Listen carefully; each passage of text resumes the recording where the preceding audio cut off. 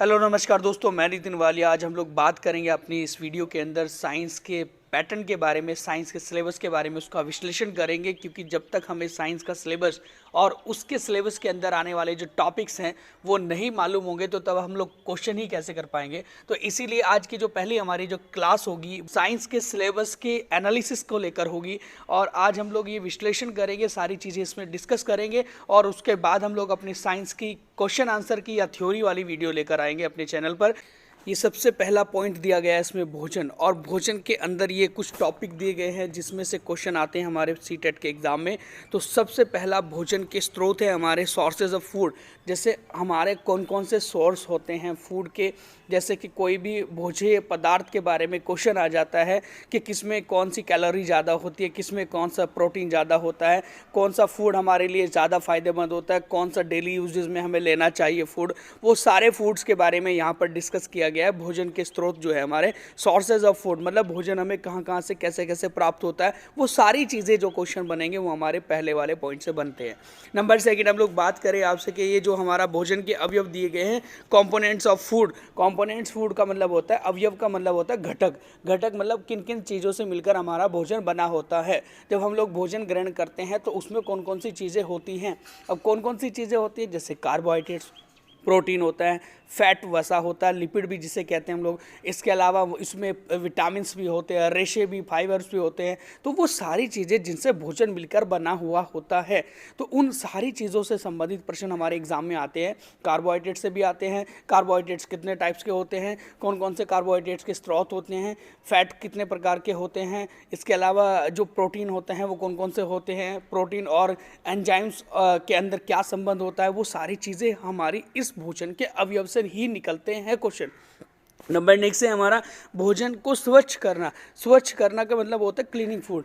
तो जैसे कौन सा भोजन हमारे लिए साफ़ सुथरा होता है, किसमें क्या प्रदूषण होता है, कोई से प्रदूषित भोजन से या प्रदूषित जल से कौन कौन सी बीमारी हो जाती है अगर हम लोग उसे स्वच्छ नहीं रखेंगे। तो ये सारी चीज़ें भी हमारे पेपर में पूछी जाती है। तो भोजन से संबंधित बहुत ही कई प्रकार के प्रश्न हैं जो हम अपनी वीडियो के अंदर लेकर आएंगे। यह सामग्री सेकंड नंबर पे दिया गया है पॉइंट हमारा, सामग्री, मटेरियल। अब मटेरियल क्या होता है भाई, है ना। तो दैनिक प्रयोग की सामग्री, ये इसके अंदर का टॉपिक है।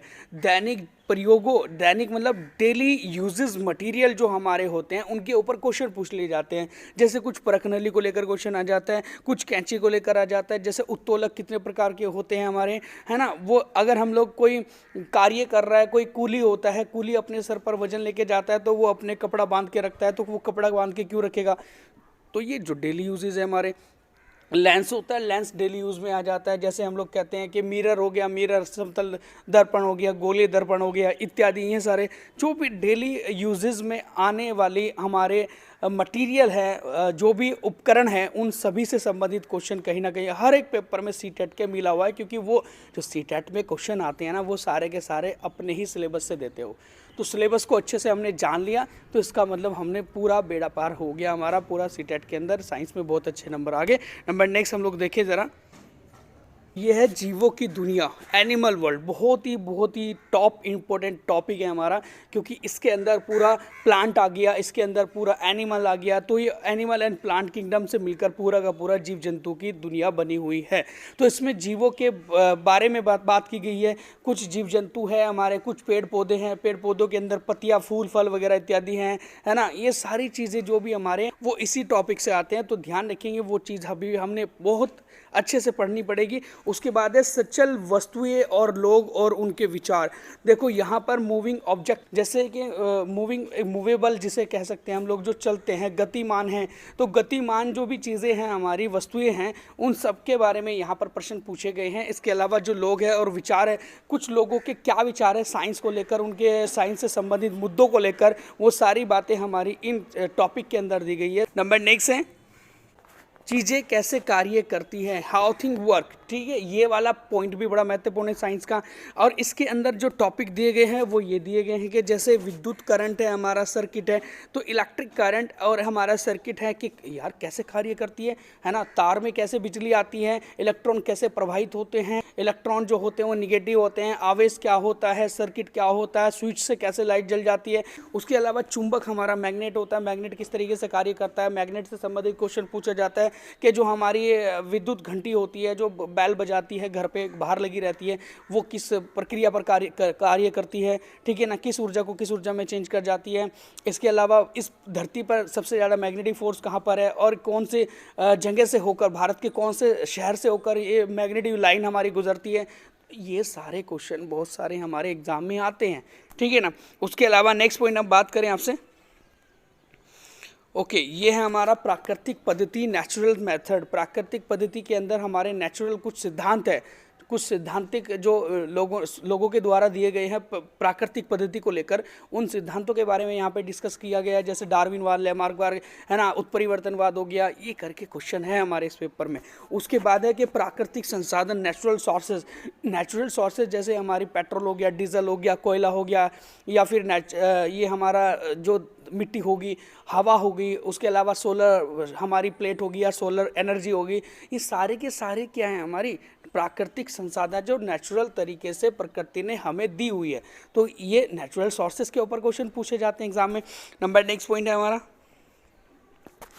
तो ये है हमारी पेडागोजी से संबंधित मुद्दे, जो भी एक हमारे एग्जाम में जहाँ से सिलेबस में हमारे 10 नंबर की पेडागोजी पूछी जाएगी, वो यहाँ से आएगी। साइंस पेडागोजी इश्यूज हमारे, सबसे पहले हम लोग देखेंगे ज़रा विज्ञान की प्रकृति और संरचना। विज्ञान का नेचर कैसा है, उसकी संरचना कैसी है, उसके आधार पर जो थ्योरेटिकल क्वेश्चन आते हैं वो यहाँ से निकलेंगे। उसके अलावा है प्राकृतिक विज्ञान, लक्ष्य और उद्देश्य। हमारा जो नेचुरल साइंस है, प्राकृतिक विज्ञान है, एक तो मानव निर्मित है, जो मानव कर रहा है सारी अब एक्सपेरिमेंटल वगैरह, तो एक होता है नेचुरल, प्राकृतिक, है ना, जैसे सूर्य किस तरीके से काम कर रहा है, ये धरती कैसे काम कर रही है, कैसे घूम रही है, क्या चीज़ है इसके कारण। तो वो जो नेचुरल हमारी साइंस है और उसके लक्ष्य क्या है, उसके उद्देश्य क्या है, वो सारी चीज़ें इसमें। उसके बाद है हमारा कि विज्ञान को समझना और उसकी सराहना करना।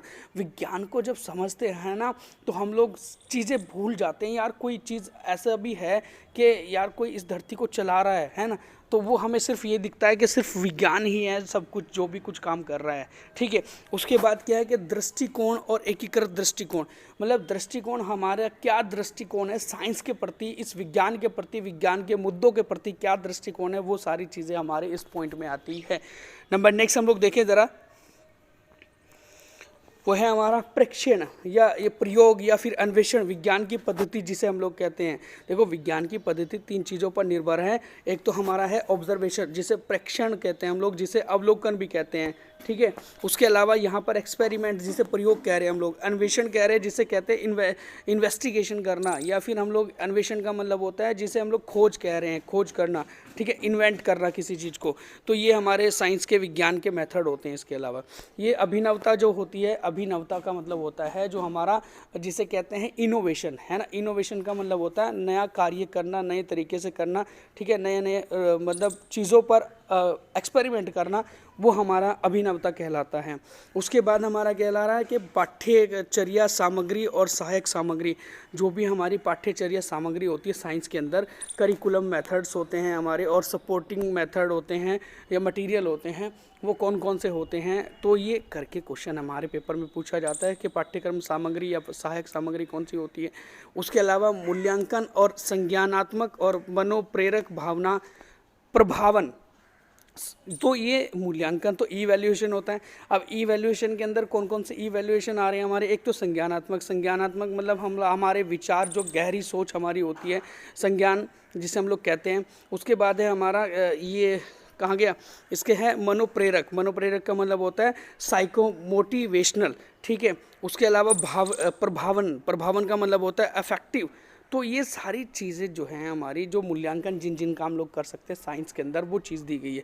नेक्स्ट इसमें पॉइंट है हमारा समस्या। समस्या क्या आती है साइंस को पढ़ते समय, साइंस का एक्सपेरिमेंट करते समय क्या क्या हमें समस्या का सामना करना पड़ता है, वो सारे पेडागोजीज इशू जो है हमारे यहाँ पर दिए गए हैं। तो नेक्स्ट है उपचारात्मक शिक्षण। उपचारात्मक शिक्षण का मतलब होता है रेमेडियल टीचिंग, जैसे कोई बच्चे कमज़ोर हैं और उन बच्चों के लिए हमें उपचार किया जा रहा है, शिक्षण की पद्धति में उपचार करना होता है, वही हमारा उपचारात्मक शिक्षण कहलाता है।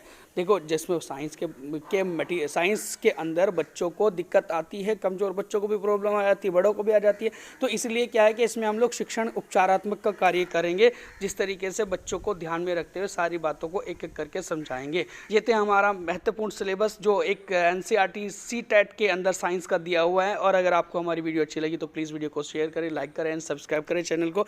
And thank you so much.